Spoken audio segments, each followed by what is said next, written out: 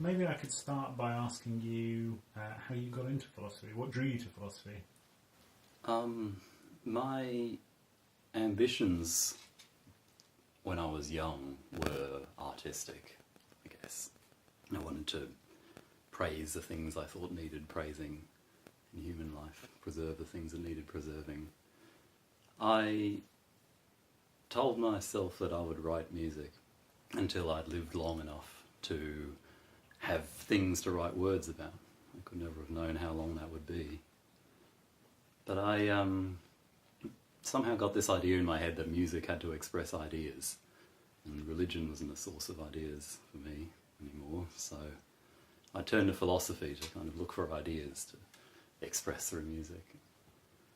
Maybe ironically, I failed as an artist, but succeeded, at least professionally, so far, as a historian of philosophy.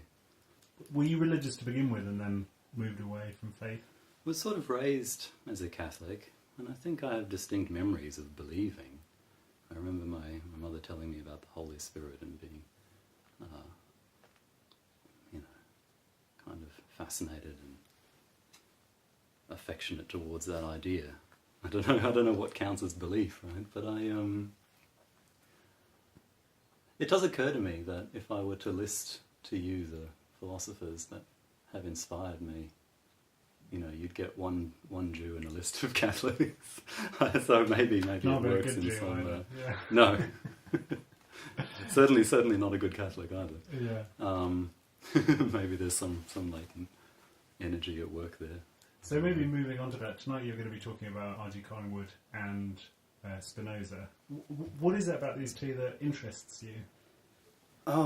They're both incredible philosophical mavericks, I guess. Both of them went radically against the philosophical traditions of the time in which they were raised. Spinoza is, of course, notoriously resistant to the dominant intellectual culture of his time. Any intellectual culture he's a part of, he ends up sort of kicking against in some way or other. He's thrown out of the synagogue when he's 23, and then he becomes a Cartesian, but my first book is about how he ends up kind of kicking against the Cartesians as well. Maybe I identify with that, I don't know. Sort of not a joiner. Collingwood, very much the same. Collingwood kind of spent his life in a sort of impassioned war against the philosophical tendencies of his time. Maybe you could think of him as the last of the English romantics. He's kind of fighting as hard as he can against the development of analytical philosophy, all the things he thinks are being lost from it, and kind of philosophical culture that connected him to this great European tradition of German idealism, connecting all the way back to modern philosophy, medieval philosophy, and he thought he was trying to hold on to that. So we like our individual hero narratives. I was wondering if there are any kind of philosophical mavericks you think are working today?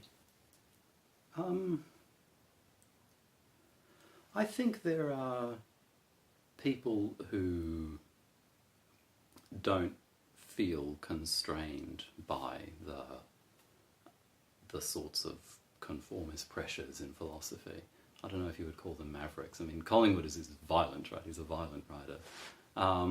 When I started doing my PhD at Birkbeck with Susan James, I felt this immense relief in the way that she would just do philosophy the way that she wanted to. She would write the way that she wanted to.